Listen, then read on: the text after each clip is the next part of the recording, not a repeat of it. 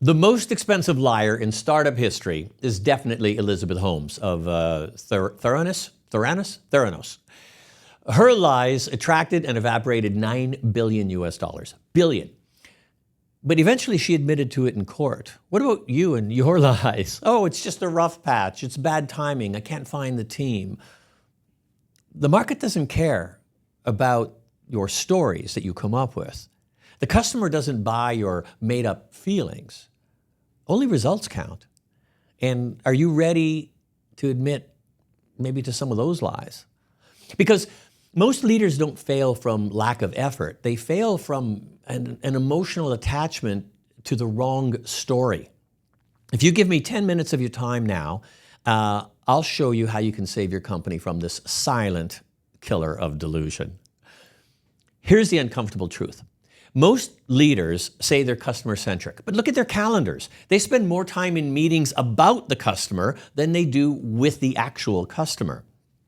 They're in meetings, they're debating narratives. Our brand is strong, our quality is high. Customers won't switch.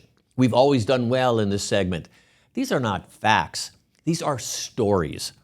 And when the leaders confuse their stories with the truth, markets will ruthlessly correct them. The markets eat your stories for breakfast. So unless you align your story with the truth, you're going to have issues. So let's see how that works. There's a principle from science and philosophy that really every leader should understand. The map is not the territory. Your beliefs about the market is the map. The actual market is the territory. Stephen Covey explains it like this. He says, imagine you're flying to visit me. I'll use Bangkok, but Stephen uses Chicago, I think. Imagine you were flying to see me here in Bangkok. And at the airport, you were given a map, but they mistakenly gave you a map for Saigon, not Bangkok. Now, you'd leave the airport, you'd be following my directions against the map you have, but it wouldn't work. You'd be hopelessly lost, kind of like Google Maps in the early days. If your map doesn't match the territory, it doesn't serve you.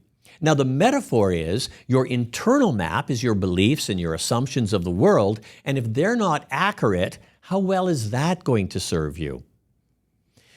Reality doesn't respond to how certain you are in your map, it responds to how accurate your map is. Daniel Kahneman spent his career proving this brutal insight.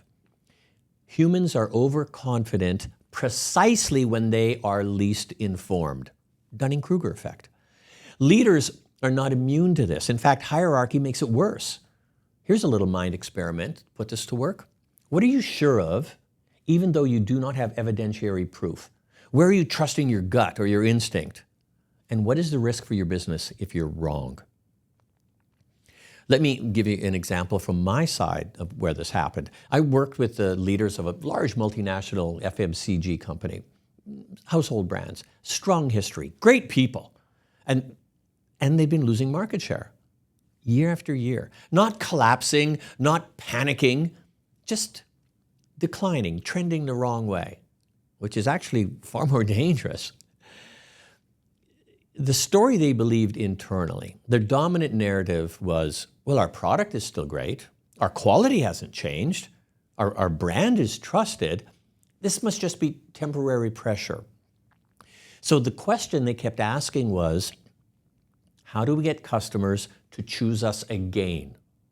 Now that question felt positive. Let's get them to choose us again. It was optimistic. It was strategic. It was also completely wrong.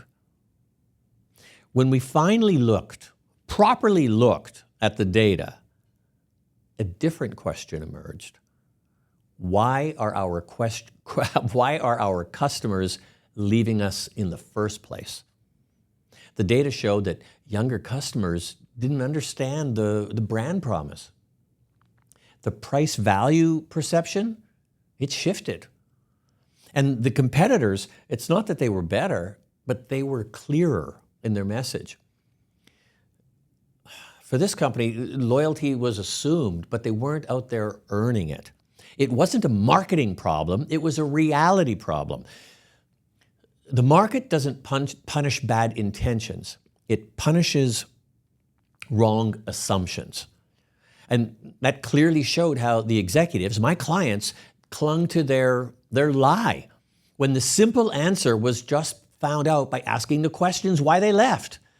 The reply was they wanted smaller sizes. Once the answer was accepted, the actual feedback, everything shifted, not overnight, but decisively. They stopped asking, how do we convince our customers, and started asking, what problems are our customers actually having? What can we solve now? It was a change in their strategy. Their messaging changed. Their portfolio even changed. Not because suddenly they cared more, but because they were seeing reality more clearly. And the results followed.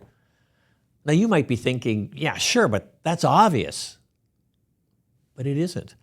Because intelligence doesn't protect you from being biased.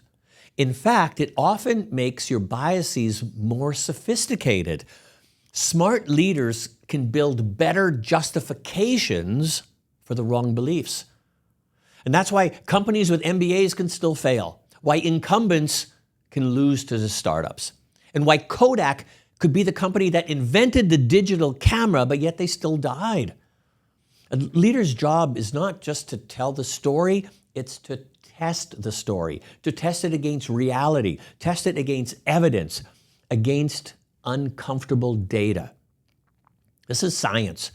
This is the first S of the 3 S's in the big picture. I'd like to simplify this. Story is easy, data is hard. Remember Elizabeth Holmes. Hers was all story, no data at all.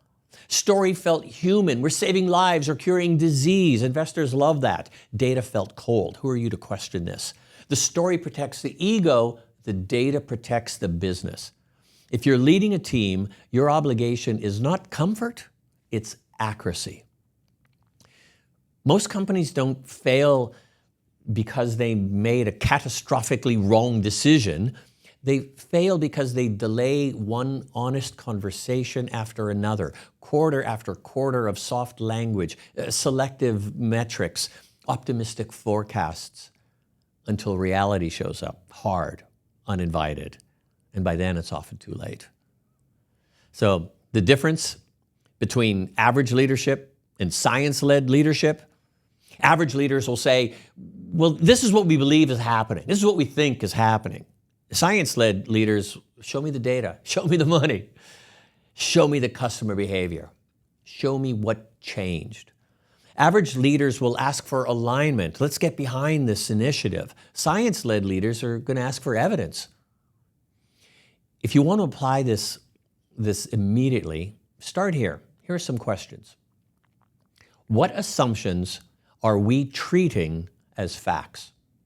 Where are we using lagging indicators instead of leading indicators? When did we last hear unfiltered customer truth? Which numbers make us uncomfortable and why? Discomfort can be good for you. It's not a sign of failure. It's a sign perhaps that you're close to the truth. Confidence, that story, it's very seductive, but markets don't reward confidence. They reward correctness. Some of the most confident leaders in history were confidently wrong. The graveyard of business is full of certainty and confidence. If you remember, one thing from today, I would like you to remember this. Reality is not cruel. It's neutral. It doesn't punish you for trying. It only punishes you for being wrong repeatedly. Science will always win.